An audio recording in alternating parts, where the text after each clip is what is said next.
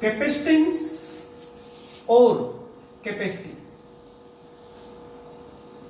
Capacity of conductor.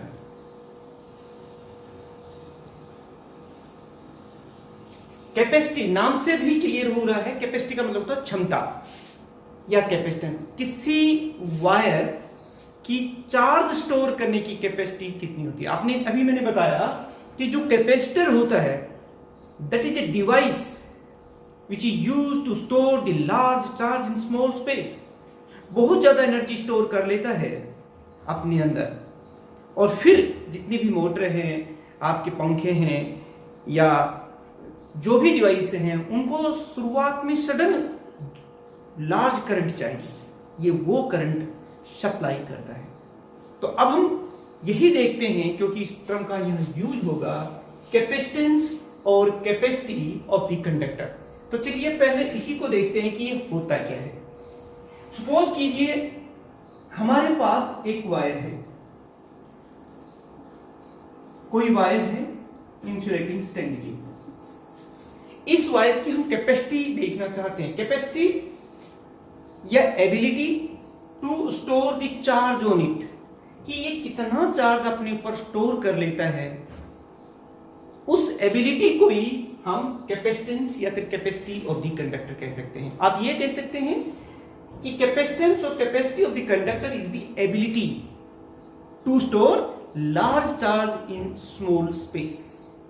इस term को समझने के लिए मैं एक और छोटा सा एग्जांपल आपको देता हूं। सपोज कीजिए हमारे पास कोई वेसल है, कोई जग है या कोई बीकर है। प्यारे बच्चों, इसमें पानी स्टोर करने की या कोई लिक्विड स्टोर करने की इसकी जो कैपेसिटी है वो फिक्स होती है। आप देखते हैं कि कोई 2 लीटर का होता है, कोई 5 लीटर का बर्तन होता है, इस तरह से। लेकिन जो 5 लीटर का है वो फिक्स है, उसकी कैपेसिटी नहीं बदल सकते। ऐसे ही किसी एक कंडक्टर की जो कैपेसिटी होती है, कैपेसिटेंस जो है वो फिक्स होती है। वो उसकी शेप, साइज या यूं कहिए कि कॉन्फ़िगरेशन और नेचर ऑफ मटेरियल पर डिपेंड करता है। ठीक वैसे ही कि कोई बर्तन कितना लिक्विड स्टोर करता है, ये उसकी एबिलिटी पर डिपेंड करता है। और इसी एबिलिटी को हम कैपेसिटी ऑफ द वेसल या फिर कैपेसिटी ऑफ द कंडक्टर कहेंगे। कंडक्टर चार्ज स्टोर करता है और वेसल लिक्विड स्टोर करता है। आपको क्लियर हो गया होगा कि कैपेसिटेंस और कैपेसिटी ऑफ द कंडक्टर क्या होती है। It is the ability of the conductor to store charge on it. अब देखिए बेटे कि जैसे जैसे हम किसी वेसल में पानी ऐड करते चले जाते हैं तो क्या हो रहा है, यहाँ पर इसका जो लेवल होता है वो बढ़ता जा रहा है। यानी कि जैसे जैसे इसमें हम पानी डालेंगे इसका जो लेवल है वो इंक्रीज होगा। आप ये कह सकते हैं कि जब किसी बर्तन में पानी डालते हैं यानी कि level of the water is directly proportional to the water given to it. ठीक ऐसे ही जैसे जैसे किसी कंडक्टर को हम चार्ज देते हैं तो उसका पोटेंशियल इंक्रीज होता चला जाता है। यानी कि बात वही कि as the charge given to the conductor its potential increasing, और you can say the charge is directly proportional to the potential. ठीक वैसे ही the level is directly proportional to the water. यहां पर वाटर की बजाय क्या है, चार्ज दे रहे हैं, और लेवल की बजाय क्या है, पोटेंशियल है। और जब भी हम कोई प्रोपोर्शनलिटी कांस्टेंट लगाते हैं या और जब उसको हटा करके बराबर के निशान में रिप्लेस करते हैं तो हमें एक कांस्टेंट की जरूरत होती है। तो it is equal to CV। This is the constant of proportionality and it is called capacitance और capacity of the conductor. It depends on the shapes, texture, or you can say configuration and the nature of the material of the conductor. This equation is very important equation जो पूरे जब हम capacitor पढ़ेंगे उसमें इसका use करेंगे।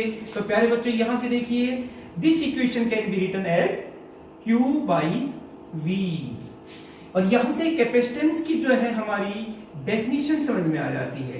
कोई पूछे आपसे व्हाट इज कैपेसिटेंस, तो हम कहेंगे capacitance of the conductor is defined as the ratio charge on the conductor and the potential difference. Charge कितना है और इसका पोटेंशियल डिफरेंस कितना है, इन दोनों का रेशियो कैपेसिटेंस कहलाता है। और प्यारे बच्चों एक और बात हम यहाँ देखते हैं कि ये जो कैपेसिटेंस है, ये देखिए चार्ज भी स्केलर है, ये भी स्केलर है, तो ये कैपेसिटेंस जो है it is the scalar quantity, it is the scalar quantity. मैंने आपको बताया था कि जब भी कोई फिजिकल क्वांटिटी, नई क्वांटिटी की हम लोग बात करें तो उसकी डेफिनेशन, वो स्केलर है या वेक्टर, उसकी एसआई यूनिट, उसका डायमेंशनल फार्मूला, ये जरूर हमें पता होना चाहिए। चलो डेफिनेशन पता चल गई और हमें ये भी पता चल गया कि कैपेसिटेंस है, जो कैपेसिटी है कंडक्टर की, it is the scalar quantity. अब हम यूनिट्स की बात कर लेते हैं। What is the SI unit of capacitance is, ये देखिए it is farad. SI unit of capacitance is farad. और प्यारे बच्चों इसको हम डिफाइन भी कर सकते हैं। डेफिनेशन हमारी उसी मास्टर फार्मूले से हम लोग करते हैं, यही हमारा मास्टर फार्मूला है कैपेसिटेंस के बारे में। और जब भी हम कैपेसिटर की बात करेंगे तो इसका हम यूज करने वाले हैं। चलिए देखते हैं यहां से इसकी डेफिनेशन कैसे करेंगे। देखिए कि if Q is taken 1 coulomb, अगर हम चार्ज 1 कूलम, इसको 1 कूलम चार्ज देते हैं और जो पोटेंशियल है वो 1 वोल्ट हो जाता है। 1 कूलम चार्ज देने पर 1 वोल्ट का पोटेंशियल हो जाता है किसी चीज का, यानी दोनों 1 1 हो गए, तो फिर C क्या हो जाएगा बेटे, यहां से देखिए C हो जाएगा 1 कूलम डिवाइडेड बाई 1 वोल्ट। ये दोनों जब 1 1 हो गए तो C भी 1 ही होगा और इसे हम कहेंगे 1 फैराड। और यहां से डेफिनेशन होगी बेटे, डेफिनेशन फैराड की कि capacitance of the conductor is said to be 1 farad if its potential increases by 1 volt when charge of 1 coulomb is given to it। लेकिन एक चीज बेटे यहां इंपॉर्टेंट जो आपको याद रखनी है, ये जो फैराड है ये एक बड़ी यूनिट है। जैसे लेंथ की किलोमीटर होती है ना, बड़ी यूनिट होती है, ऐसी फैराड जो है एक बड़ी यूनिट है। अगर 1 फैराड का जो कंडक्टर है वो हम देखें तो उसका साइज फिर बहुत बड़ा होगा, यानी कि उसे हम अपने घर में नहीं रख सकते। कोई कहे क्या 1 फैराड कैपेसिटेंस या कैपेसिटी का कोई कंडक्टर हम अपने घर में रख सकते? नहीं, क्योंकि उसका साइज बहुत बड़ा होता है, घर का साइज उससे कंपैरेटिवली बहुत छोटा होता है। तो we can't put the conductor of 1 farad capacitance in our house. ये क्वेश्चन पूछा जा सकता है, तो ये बड़ी यूनिट है जो जनरली प्रैक्टिकली आप देखेंगे आपके न्यूमेरिकल्स क्वेश्चंस के अंदर, और जो कैपेसिटर्स की अंदर जो यूज करते हैं वो कौन कौन सी होती हैं, वो ये यूज करते हैं। जैसे 1 माइक्रो फैराड, ये होती 10 की पावर -6 फैराड, या फिर 1 नैनो फैराड, आप जानते हैं नैनो कितना होता है, 10 की पावर -9 फैराड। या फिर आपसे पूछ सकते हैं कि 1 पिको फैराड, पिको होता है माइक्रो, माइक्रो कह सकते हैं, या 10 की पावर -12 फैराड। ये और कुछ ये जो यूनिट्स हैं ये जनरली जो है यूज होंगी आपके क्वेश्चंस में भी, micro farad, nano farad, pico farad वगैरह, तो ये हमें याद रखनी है। तो प्यारे बच्चों देखिए आपको पता चला कि कैपेसिटेंस क्या होती है, किन चीजों पर डिपेंड करती है, ये थोड़ा आइडिया हमें आ गया है इसकी यूनिट्स क्या होती है। यहीं से इसका डायमेंशनल फार्मूला भी लिख सकते हैं। What is the dimensional formula of the capacitance? Dimensional formula of C is, देखिए चाहे यूनिट हो और चाहे डायमेंशनल फार्मूला हो, उसका बेसिक जो फार्मूला होता है, अब जब भी आपके दिमाग में जब कैपेसिटी या कैपेसिटेंस की बात आए या कैपेसिटर्स की बात आए तो ये वाला फार्मूला दिमाग में आ जाना चाहिए, ये इसका बेसिक फार्मूला है। तो चलिए इसी से हम डायमेंशनल फार्मूला लिखेंगे। चार्ज का डायमेंशनल फार्मूला क्या होता है? आप जानते हैं ना, चार्ज किसके बराबर होता है? करंट के बराबर, Q/T। करंट क्या है? करंट फंडामेंटल फिजिकल क्वांटिटी है, तो Q कितना हो जाएगा? I/T। तो पहले तो चार्ज का तो ये हो गया, और V क्या होता है बेटे? V आपने पढ़ा है, ये होता है work done per unit charge. और वर्क का डायमेंशनल फार्मूला क्या होता है? फोर्स इंटू डिस्टेंस करते हैं, और Q का तो हमें पहले ही पता चल गया है, I इंटू टी होता है। तो चलिए फोर्स का कितना होता है? M1 L1 T माइनस 2, ये तो फोर्स का हो गया। और डिस्टेंस का कितना होता है? L1, और नीचे पहले से ही है I1 T1। ये किसका बताया मैंने? सिर्फ V का।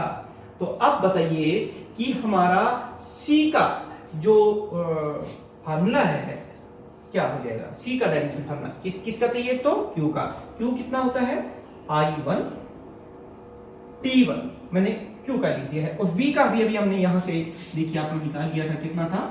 M1 L1 T माइनस 3 हो जाएगा ना ऊपर, ये देखिए -1 नीचे ऊपर चला जाएगा 1, और -2 पहले से ऊपर है -3, और L कितने हो गए? ये देखिए एक L ये है, एक L ये L2, और I -1।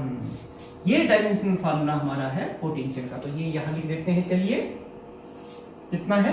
M1 L2 T -3 I -1। अब इसको थोड़ा सा सोल्व कर दीजिए। देखिए M कितना हो जाएगा? -1 ऊपर चला गया। L कितना है यहाँ पर? L2, तो ऊपर जाके कितना हो जाएगा? -2। T देखना, माइनस ये है, ऊपर जाके 4 हो जाएगा, क्योंकि T की वैल्यू -3 नीचे है, तो ऊपर जाके प्लस हो जाएगा 4। और I कितना हो जाएगा? ये -1 नीचे है, ऊपर 2, तो 8। तो प्यारे बच्चों, इस तरह से ये डायमेंशनल फार्मूला ऑफ हमें कैपेसिटेंस जो है हमें आना चाहिए। तो ये बेसिक सी जानकारी हमारे पास हो गई कैपेसिटेंस या कैपेसिटी की। बड़े अच्छी तरीके से ये मास्टर फार्मूला है, इस तरह से आप करेंगे। अब हम बात करते हैं अपनी उसी चीज की जो हम लेके चलना है, जिस पर आज हमें इस पूरे वीडियो के ऊपर चर्चा करनी है। इसमें और कैपेसिटेंस के ऊपर हम और भी वीडियो आगे बनाएंगे, उन पर भी हम चर्चा करेंगे। तो आप से तो बस इतना ही है कि आप अच्छी तरीके से अपने तमाम वीडियो जो है वो देखिए। डाउट्स आते हैं तो बेटे जरूर शेयर करें। आप इस वीडियो को देख रहे हैं, जो भी आपको लगता है इसमें कुछ इंप्रूवमेंट होने की गुंजाइश है, कुछ बातें और आपको बतानी चाहिए, वो भी आप बताएं। और साथ में इस जो बताया जा रहा है, जो लेक्चर है, इसको ज़्यादा से ज़्यादा स्टूडेंट्स के पास शेयर करें, ताकि घर बैठ करके ज़्यादा से ज़्यादा बच्चे अपनी पढ़ाई कर सकें, अपना बेसिक कॉन्सेप्ट जो है वो क्लियर कर सकें बेटे। यही हमारा और आप सबका उद्देश्य होना चाहिए कि फिजिक्स को हम अच्छे तरीके से पढ़ें। तो चलिए हम बात चुके हैं, अब हम आते हैं अपनी बेसिक चीज, मास्टर चीज, जिसके ऊपर हमें चर्चा करनी है। बहुत इंपॉर्टेंट डिवाइस है कैपेसिटर।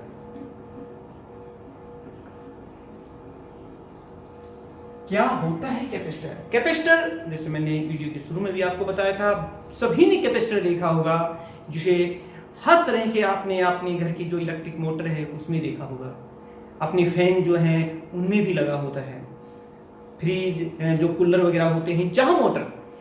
देखिए आम इन चीजों को, जो भी हमारे डिवाइसेस हैं, इनको चलाने के लिए हमें बहुत ज्यादा करंट शुरू में चाहिए, और स्टार्ट करने के उन चीजों को, तो वहां पर कैपेसिटर का रोल होता है।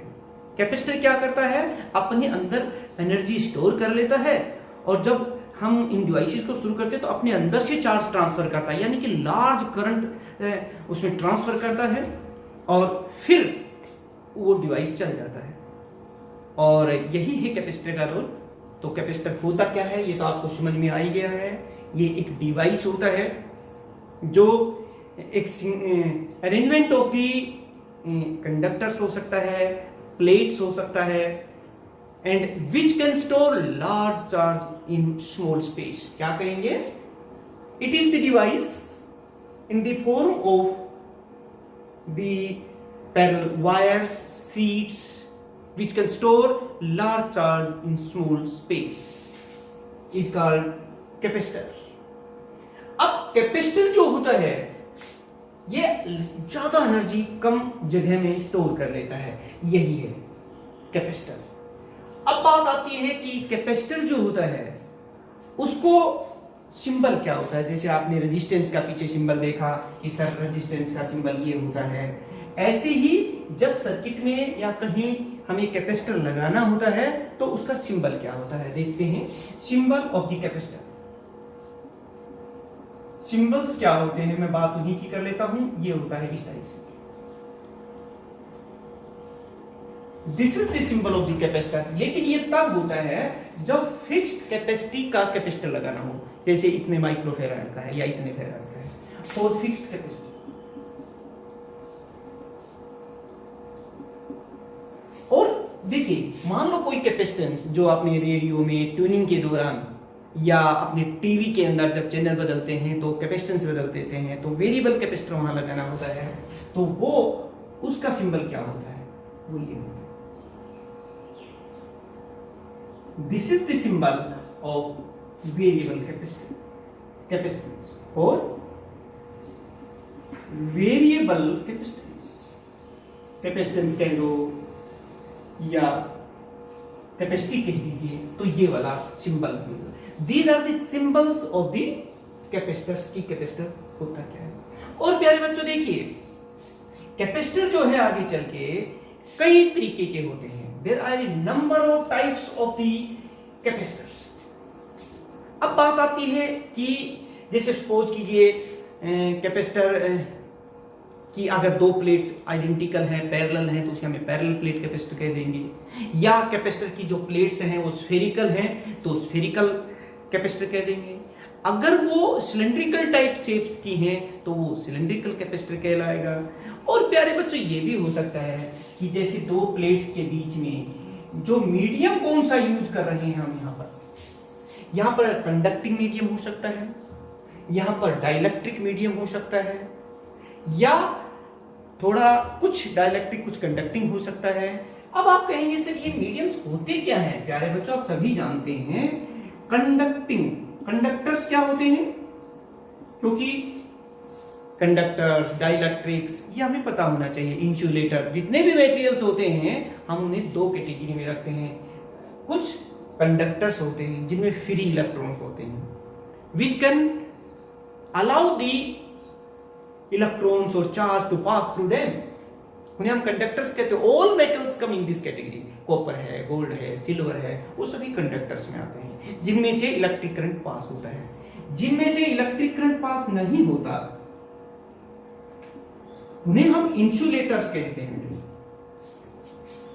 दो metal which does not allow the electric current to pass through them, जैसे आप कह सकते हैं प्लास्टिक्स हैं, ग्लास हैं, पेपर है, लकड़ी है, उसको कहते हैं, ये सब इंसुलेटर्स हैं।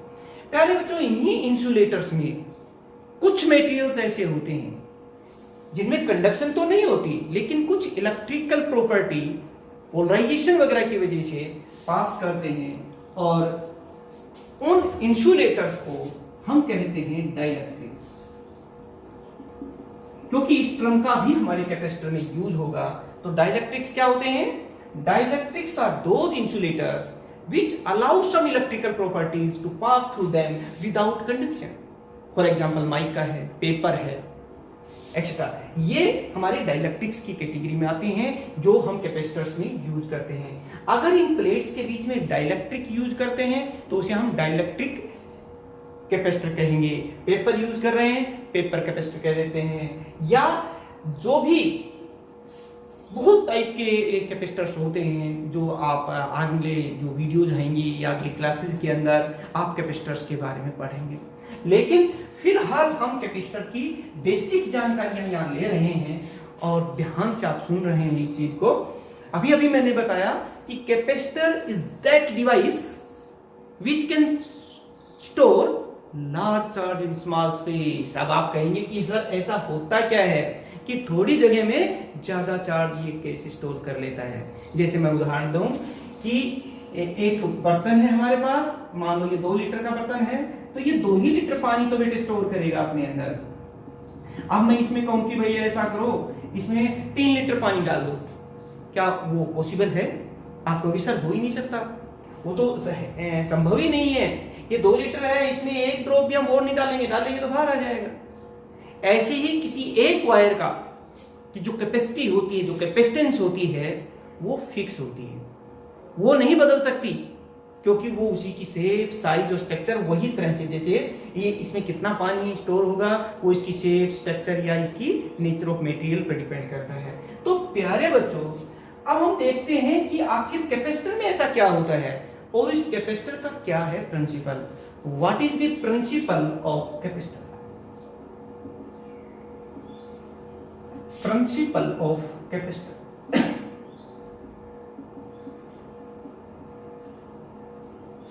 और प्यारे बच्चों, कैपेसिटर के प्रिंसिपल को समझने के लिए हम एक वायर कंसीडर करते हैं। Consider a wire on AB on insulating stand.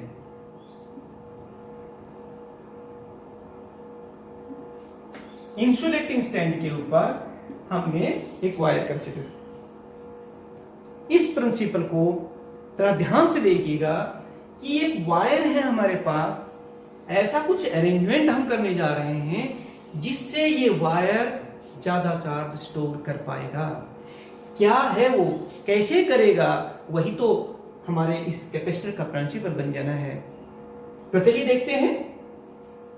इस प्रिंसिपल को समझने के लिए consider conductor AB on an insulating stand.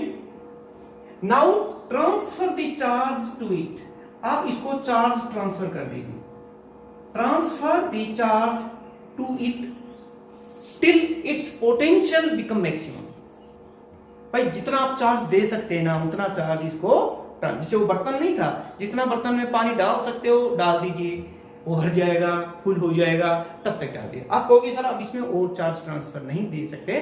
ठीक वैसे ही जैसे उस बर्तन में और ज्यादा पानी नहीं डाल सकते, यानी कि इस पर अब चार्ज मैक्सिमम हो चुका है, इसका पोटेंशियल मैक्सिमम हो चुका है। और प्यारे बच्चों, एक चीज आप यहाँ और देख लीजिए। थोड़ी देर पहले मैंने आपको बताया था कैपेसिटेंस क्या होता है, C क्या होता है, Q/V, यही होता है ना capacitance. This is the capacitance. अब आप देखिए कैपेसिटेंस कैसे बढ़ सकती है कि भाई हम चार्ज दें, चार्ज जितना ज्यादा होगा कैपेसिटेंस उतनी ही ज्यादा होगी, और पोटेंशियल जितना कम रहे उतना ही। यानी कि किसी बर्तन में पानी तो डालें लेकिन उसका लेवल ना बढ़े, क्योंकि अगर लेवल बढ़ता चला जाएगा तो भर जाएगा, उसके तो फिर फिक्स पानी ही डाल सकेंगे। यहां पर हम लोग क्या कर रहे हैं कि भाई चार्ज तो ट्रांसफर करें लेकिन उसका पोटेंशियल इंक्रीज ना हो। अगर ऐसा कोई इंतजाम हो जाए तब तो उसकी कैपेसिटेंस बढ़ाई जा सकती है, उसकी कैपेसिटी बढ़ाई जा सकती है, वो ज्यादा चार्ज स्टोर कर सकता है। तो चलिए देखते हैं क्या होने वाला है। कंप्लीट।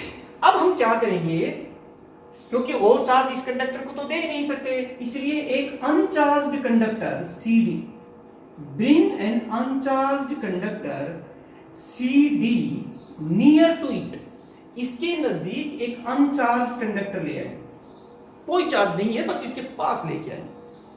अब क्योंकि हर मटेरियल में पॉजिटिव नेगेटिव चार्जेस तो होते ही हैं, वो न्यूट्रल रहते हैं, लेकिन जैसे ही इसको इसके नजदीक लेके आए, by induction the negative charge, क्योंकि ये पॉजिटिव चार्ज है ना इस वायर पर, तो ये नेगेटिव चार्ज को अपनी तरफ खींच लेगा। Negative charge produced at the near side or the inner side and positive charge develops at the outer side। ऐसे प्यारे बच्चों, जितना ज्यादा इस पर पॉजिटिव चार्ज देंगे इसका पोटेंशियल उतना ही ज्यादा होता चला जाएगा। इसके ऊपर याद रखें या इसके आसपास जितना ज्यादा पॉजिटिव चार्ज होगा उतना ही इसका पोटेंशियल ज्यादा होगा, और जितना इसके ऊपर या इसके आसपास नेगेटिव चार्ज होगा उतना ही इसका पोटेंशियल कम हो जाता है। पता ही। तो चलिए, जैसे हम इस कंडक्टर को लेके आए तो इसके इनर साइड में negative charge by induction develop हो गया, बाहर की तरफ पॉजिटिव चार्ज। इस नेगेटिव चार्ज ने इसके पोटेंशियल को कम कर दिया, लेकिन इस पॉजिटिव चार्ज ने इसके पोटेंशियल को बढ़ा दिया। तो जितना इसने कम किया नेगेटिव चार्ज ने, पॉजिटिव ने बढ़ा दिया। बात तो वो क्यों रहेगी। ठीक वैसे ही जैसे कोई किसी की गाड़ी जो है गड्ढे में फंस गई और ये 10 बच्चे जा रहे थे, उनसे कहा ड्राइवर ने कि भाई इस गाड़ी को निकालवा दो, तो उसने कहा सर ठीक है धक्का दे दो। तो धक्का जब देने लगे तो 5 बच्चे आगे की तरफ धक्का दे रहे थे, 5 बच्चे पीछे की तरफ धक्का दे रहे थे, तो क्या उस गाड़ी पर फर्क पड़ा? नहीं पड़ेगा। क्यों? क्योंकि 5 बच्चे आगे और 5 बच्चे पीछे। इस सीडी कंडक्टर को भी इसके नजदीक लाने से कोई खास फर्क पड़ा नहीं, क्योंकि इस नेगेटिव चार्ज ने इसके पोटेंशियल को घटाया तो इस पॉजिटिव चार्ज ने इसके पोटेंशियल को बढ़ा दिया। बात तो वो क्यों रह गई? तो फिर वो ड्राइवर क्या करेगा? वो अब देखेगा कि ये जो 5 बच्चे पीछे की तरफ खींच रही गाड़ी को, उसको वो हटाएगा। यहां पर भी देखिए, ये जो पॉजिटिव चार्ज है जो इसके पोटेंशियल को बढ़ा रहा है, क्योंकि पोटेंशियल बढ़ना नहीं चाहिए, तभी तो कैपेसिटेंस बढ़ेगी। ये घटना चाहिए या उतना ही रहना चाहिए। तो चलिए, now connect this conductor through the earth कर दीजिए। होगा क्या कि ये जो पॉजिटिव चार्ज है इट इज फ्री, ये सारा का सारा किस में चला जाएगा? अर्थ में चला जाएगा। ये नेगेटिव चार्ज तो बाउंड स्टेट में है इस पॉजिटिव चार्ज के साथ, लेकिन ये नेगेटिव पॉजिटिव चार्ज जो बाहर की तरफ है ये फ्री है। ये सारा का सारा किस में चला जाएगा? अर्थ में चला जाएगा। अब देखिए, जैसे ही मैं इसको पॉजिटिव चार्ज और दे रहा हूं ना, जैसे मैंने पॉजिटिव चार्ज दिया, क्यों बढ़ा? इसके अंदर की तरफ नेगेटिव चार्ज डेवलप हो गया और बाहर की तरफ पॉजिटिव। अब देखिए, ये पॉजिटिव तो कहां चला गया? अर्थ में चला गया। जैसे ही मैंने चार्ज दिया तो क्यू बढ़ा और इसका पोटेंशियल भी बढ़ा, लेकिन इस नेगेटिव चार्ज ने इसके पोटेंशियल को घटा दिया। मैंने और चार्ज दिया, इस चार्ज दिया, इसका पोटेंशियल बढ़ा, लेकिन इधर के इस नेगेटिव चार्ज ने जो इसकी वजह से डेवलप हुआ उसने इसके पोटेंशियल को कम कर दिया। हम चार्ज दिए जा रहे हैं लेकिन इसका पोटेंशियल नहीं बढ़ रहा है, क्योंकि जो बढ़ता है उसको ये नेगेटिव चार्ज रिड्यूस कर देता है। और इस तरह से more and more charge can be given to this conductor, इस कंडक्टर की वजह से। और बेटे यही है basic principle of the capacitor. क्या हुआ बेसिक प्रिंसिपल? कि capacitance of the conductor can be increased by bringing uncharged earth conductor near to it. आप देख रहे हैं, इसी की वजह से more and more charge can be given to this conductor without increasing its potential. This is the basic principle of the capacitor. Capacitor के principal आपको समझ में आ गया होगा। एक बार फिर सुन लीजिए, क्या है principle? Capacitance of the conductor can be increased by bringing uncharged earth conductor near to it. तो ये था बेटे प्रिंसिपल ऑफ द कैपेसिटर। अब हम ये देखेंगे कि अभी मैंने आपको एक बात बताई कि कोई कैपेसिटर है ना, चार्ज स्टोर कर लेता है, एनर्जी स्टोर कर लेता है। तो वो कितनी एनर्जी स्टोर करता है, उसका फार्मूला क्या होता है, किन चीजों पर वो डिपेंड करता है, वो देख लेते हैं। Energy store in the capacitor, यही देखते हैं। Energy store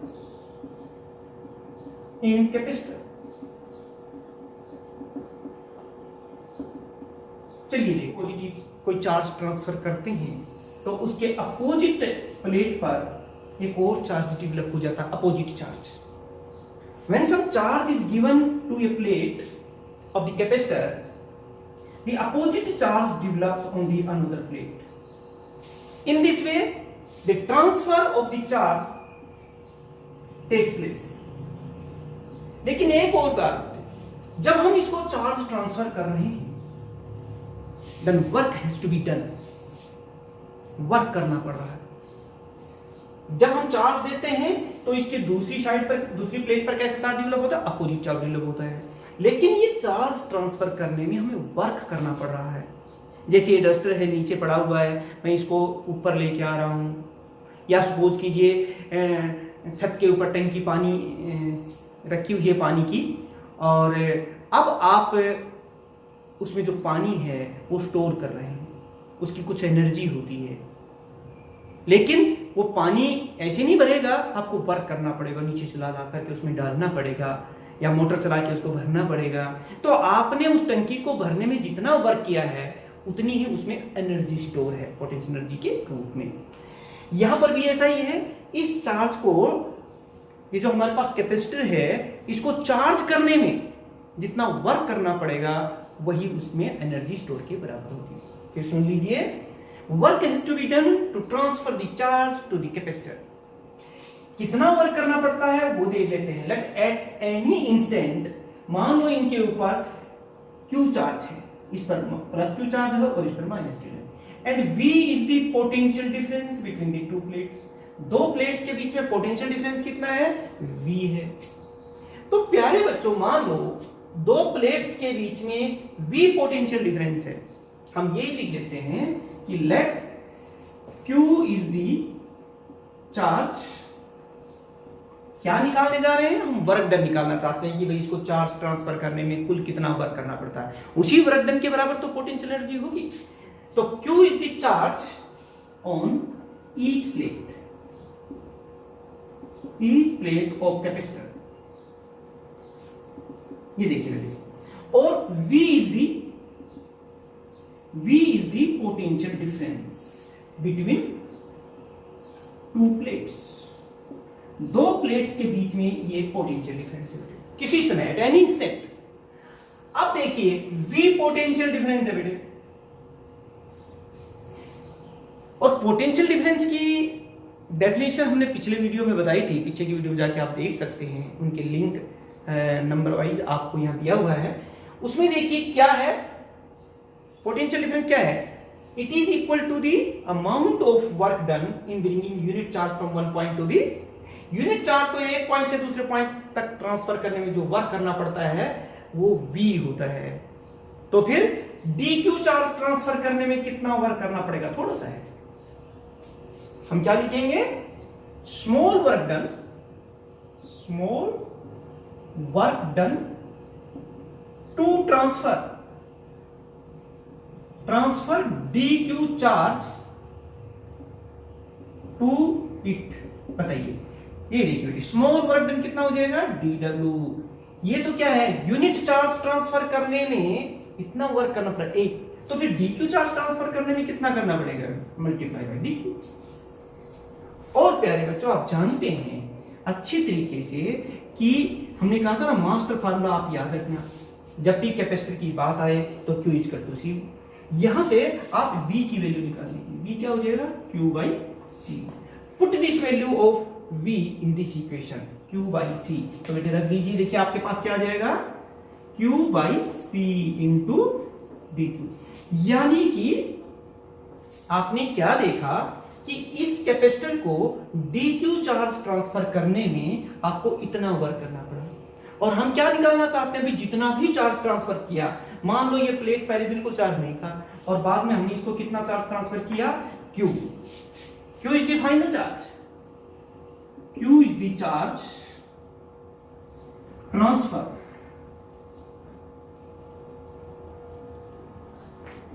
to capacitor. समझे बेटे? मानो 0 से Q चार्ज ट्रांसफर किया, तो ये तो dq चार्ज ट्रांसफर करने में इतना वर्क करना पड़ा, तो फिर 0 टू Q चार्ज ट्रांसफर करने में कितना वर्क करना पड़ेगा? इसको हम इंटीग्रेट कर देंगे। On integrating this equation to find out the total work done to transfer the charge Q, we integrate this equation. हम इस इक्वेशन को इंटीग्रेट कर देंगे, देखिए Q by C into dq, और इसको इंटीग्रेट कर दिया है 0 टू Q। और फिर देखिए जो चीज आपके सामने आ रही है वो आप लिखते चले जाइए, इंटीग्रेट कर दीजिए। इसको हम कैसे करेंगे? W this is that 1/c constant है, उसको हम बाहर ले रहे हैं, इसी तो बाहर ले लिया है। इंटीग्रेशन में क्या रहेगा? 0 टू Q, और ये रह जाए Q इंटू dq। पहले बच्चों इंटीग्रेट कैसे करते हैं? पावर में 1 जोड़ दीजिए और टोटल पावर से भाग दे दीजिए। ये देखिए 1/c Q square by 2, limits हमारी 0 टू Q है, और आप देख रहे हैं 1/2c, और पहले अपर लिमिट रखिए Q स्क्वायर, फिर माइनस साइन के साथ लोअर लिमिट रखिए 0। देखिए मैंने पहले Q और फिर माइनस साइन के साथ ये, इसको हम थोड़ा सोल्व कर देते हैं, फिर देखिए आपके पास क्या आता है, आप खुद देखना।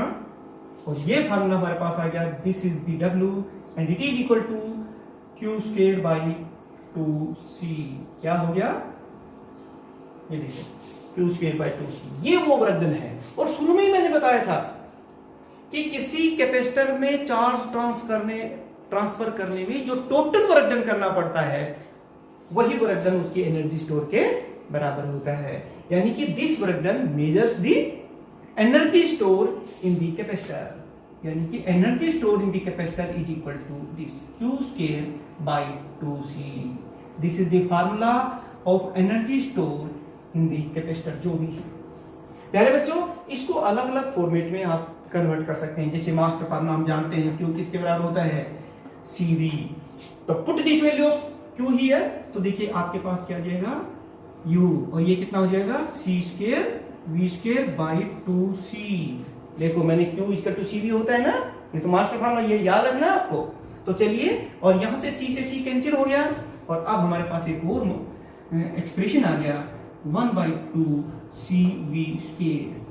चाहे फार्मूला 1 है चाहे ये है, ये दोनों ही हमें these two equations gives the expression of the energy store in the capacitor। Capacitor में कितनी एनर्जी स्टोर होती है, ये वो फार्मूला आ गया बेटे। ऐसे जैसे ये Q और C की फॉर्म में है, ये C और V की फॉर्म में है। आप यहां से C को भी, C की वैल्यू को अगर गायब कर देंगे तो C के स्थान पर रख दीजिए Q बाई V, तो चेंज हो जाएगा। इस तरह से आप एनर्जी स्टोर इन कैपेसिटर निकाल सकते हैं। कुछ मुश्किल नहीं है बेटे, शुरू में ही मैंने बताया था, यही वो एनर्जी है जो ये कैपेसिटर पहले सर्किट से स्टोर कर लेता है, और जब उसको जरूरत होती है तो एक साथ ही ट्रांसफर कर देता है उस डिवाइस को चलाने में, लार्ज करंट पैदा करने के लिए ये उस एनर्जी को ट्रांसफर। यही तो काम है कैपेसिटर का, यही तो है। It is the device which is used to store large charge in small space, थोड़ी सी जगह में। और जो हमारे इस डिफरेंट जो इलेक्ट्रिक डिवाइसेस हैं उनमें इसका काम होता है, उन डिवाइसेस को बेसिकली या इनको स्पेशल तौर पर चलाने के लिए, स्टार्ट करने के लिए। तो प्यारे बच्चों, ये था हमारा